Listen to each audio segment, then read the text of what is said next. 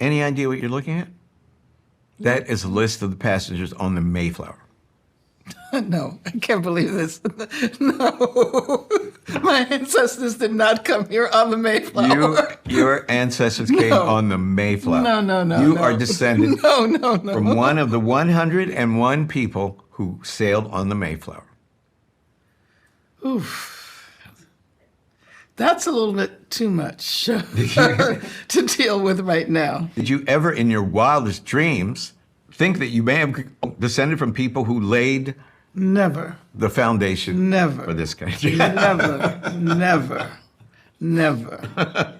All right, guys, so I thoroughly enjoy the racist left having meltdowns when they find out that they are the descendants of racists, right? And that's what we have to react to here today, as LeVar Burton is having an existential meltdown over the fact that apparently he is the descendant of a Confederate, okay? So he actually found out his roots, and he could not believe that he descended from a Confederate. And, it seems to me that LeVar Burton had a very interesting reaction to this, as he seems to have some violent tendencies, right? Like recently, he's been speaking out about Moms of Liberty, talking about throwing hands. Before we get going, are there any moms for liberty in the house? Moms for liberty? No? Good. Then hands will not need to be thrown tonight. Yeah, so apparently he wants to put hands on women, on mothers, because they want to block pornography in school for children. Again, pretty fascinating stuff. The guy seems to have an anger management problem, because apparently he also wants to fight somebody over the fact that he's being told that, yeah, you are a descendant of the white man, right? Like a white man is in your ancestry. He's freaking out over it and having an existential crisis. So let's watch this. Wow, that's him. You are looking at your great-great-grandfather, James Henry Dixon. It's difficult to make out, but that is your biological great-great-grandfather. Now, I'd have fought you 5 minutes ago if you told me that I had a white great-great-grandfather. You do. You can fight me, but it's the truth. And ain't nothing you can do about it. What? Kunta got white ancestry. Yeah, that's right. What? Yeah. Come on now, Skip. You took 2 DNA tests. The 2 major commercial DNA tests almost never have tested an African American who was 100% sub-Saharan African. Wow. We all have white ancestry. But this is close. That's right, but this is close, and by name. LeVar's great-great-grandfather died in 1906. Our research shows that he had at least 9 children and more than 40 grandchildren, meaning that LeVar has an extensive network of white cousins whose roots stretch back centuries in the American South. This is insanely surprising. I mean... How does it make you feel? Confederates in the family. Well, there's some conflict roiling inside of me right now, but...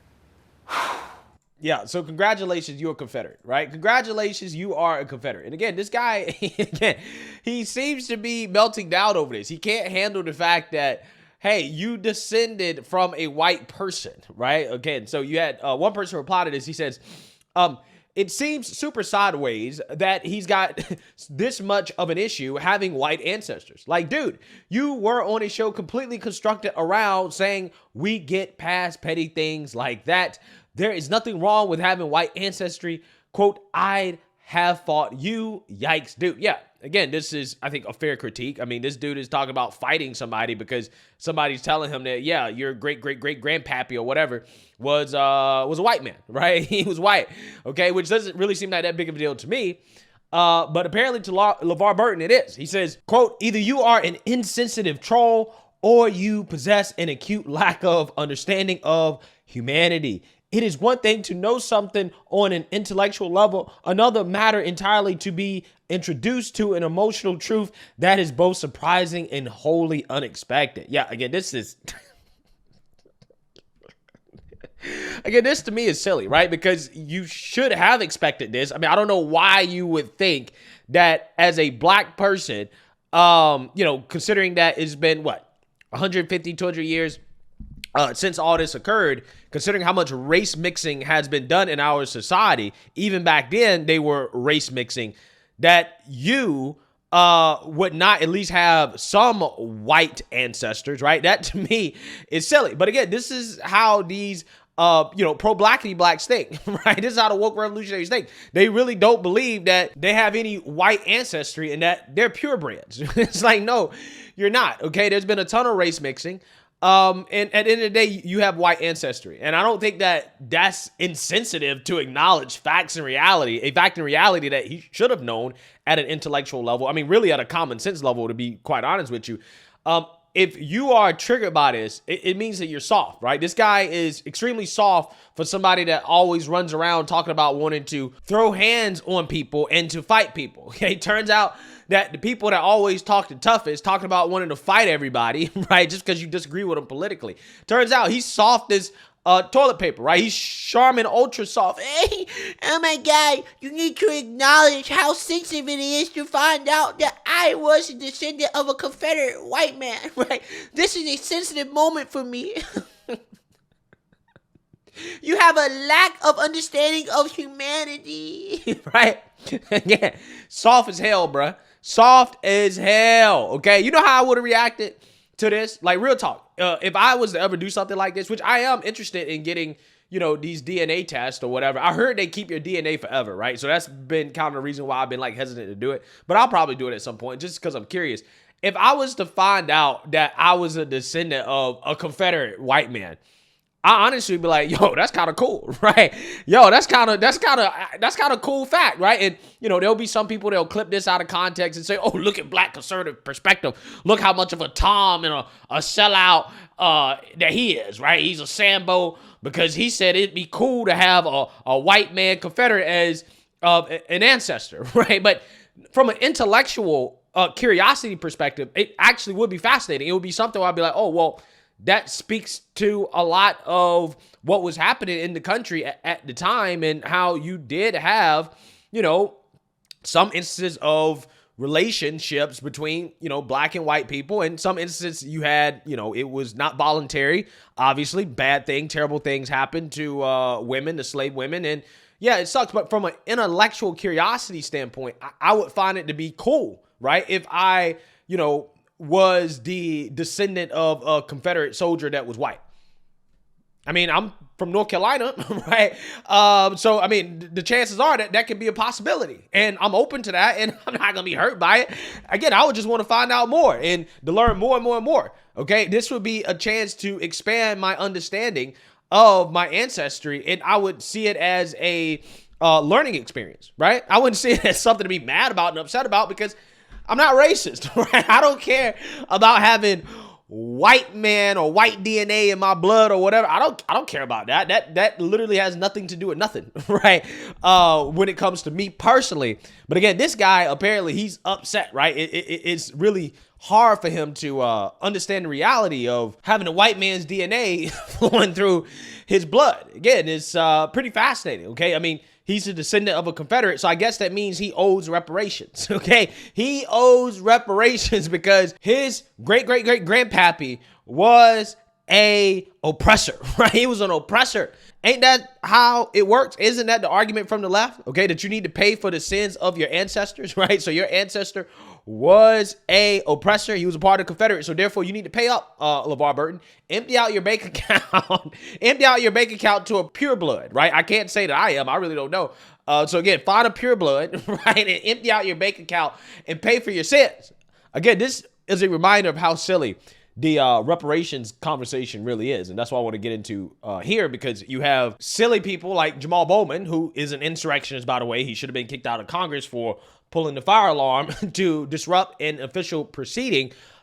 He's out here now proposing $14 trillion in reparations because it is a moral and legal obligation. Now, I wonder how this works, okay? Will LeVar Burton have to contribute to this $14 trillion fund, okay? And by the way, I'm pretty sure there are a lot of white people in this country that are descendants of slaves as well, too.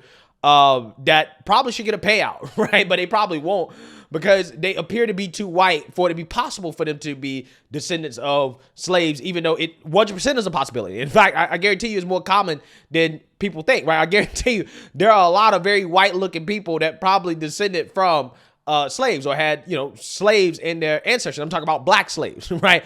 I'm sure that's a thing, okay? But what we really have here is not a serious policy proposal, but just another grift, right? A part of the race hustle to try to get votes towards Democrats and Joe Biden going into election season. So with that being said, I want to talk about Jamal Bowman on MSNBC discussing how Democrats really need to get on board with reparations because, it's hurting the Biden administration not to pay attention to the needs of black folks, right? So let's go ahead and get into it. Yeah, when you say we haven't done it here, I got to bring in President Biden because there are new numbers that NBC has out about the president's support among young people and black voters. And I believe, and I don't have the numbers with me here, but I believe it is 70% of voters 18 to 35 do not agree with the way this president has handled the situation, the war in Gaza. Talk to me about what do you attribute that to? Is that the way? Is that the sort of one-sidedness, as you call it? Spit it out, bruh. Real talk. Okay, this woman that they hired to replace Rachel Maddow is absolutely terrible. Okay, she's absolutely terrible. It's like she can't really grasp the fact that young voters are abandoning Joe Biden for various reasons, and she's struggling to spit out the facts that they don't support Joe Biden and Democrats, right? Any bad news about Democrats, she's struggling to spit it out and say what she actually really wants to say. Again, this is interesting. In this conversation, and then I want to talk to you about the way this intersects with the black experience. First, in terms of young voters, what does the president need to do differently? Well, it's going to be tough, and it is tough because young voters were already upset over a variety of things, including how he's handled the climate issue. He's done some good things, and he's kind of playing a yo-yo with them. He does some good things, and they come in, and then he does something else that pushes them away.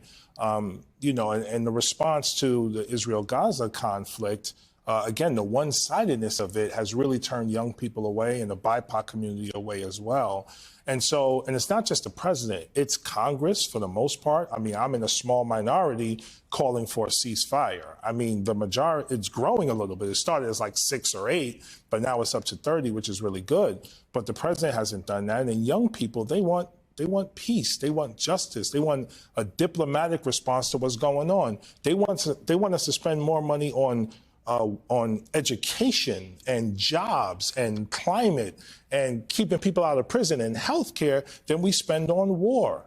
And this president at the moment is not showing the capacity to do that. And the party and the Congress, not just the party, all of Congress isn't showing the capacity to do that. So I think it's a combination of all these things that's turning young people off, and people of color have been turned off for a while because of lack of comprehensive immigration reform, if you're talking about the Latino community, and no conversation at all about reparations if you're talking about the black community. But we're spending hundreds of billions of dollars every year on weapons and war, but we can't even have a conversation about reparations. Those are the things that are happening right now. Yeah, so here's what I think about this, right? I mean, look, I think he has a point about war, right? I think that spending hundreds of billions of dollars on war is not necessarily a great thing, especially because we're not really fighting for freedom anymore when it comes to a lot of these wars or anything like that. We're just fighting to open up markets and all types of other stuff, right? That's what we're really fighting for, okay? But that doesn't necessarily mean we should spend hundreds of billions of dollars on reparations either, right? Doesn't mean that that's what we should do with the money. What we actually really should be doing is spending less money and trying to pay down our debt, okay? Trying to fix the deficit and the economic situation of the country. That's actually what we really should be doing. But here we go. It's election season. So people like Jamal Bowman are going to come around with these massive, ridiculous reparations proposal that will never happen, right? They'll never get serious consideration. And they'll do that to try to pretend like, oh, I'm so pro-black, while at the same time supporting policies, domestically that is, that are actually hurting all Americans, including black folks. Like, for example, being soft on the border, right? When this guy talks about immigration reform, he talks about granting amnesty and allowing illegal immigrants to stay in these black communities permanently and to potentially replace them as labor, right? That is what he's talking about. That is what he's advocating for, okay? All of these liberal cities are having issues, particularly in the black community, these communities that they're putting these illegal immigrants in when it comes to crime, drugs, all types of stuff, right? And this guy is a proponent of that. He supports this type of stuff, okay? He supports open borders. But again, he's supposed to be pro-black because he's trying to tell you that, hey, well, I think the black people should get paid $14 trillion in reparations, something that will never, ever actually happen. But what can happen realistically is for the border to be secured and for us to stop allowing illegal immigrants to take advantage of the asylum seeking system so that they stop being placed in these black neighborhoods. He actually really can get on board with that. And that realistically can happen. But he'll never get on board with that. But he'll get on board with some unrealistic proposal like $14 trillion in reparations that he has no clue how we'll actually pay for it. And then he'll virtue signal about how pro-black he is. Again, it's amazing how that works. Don't fall for the nonsense. Let me know what you guys think. Make sure you like, comment, and subscribe. Most importantly, share a black conservative perspective. Peace.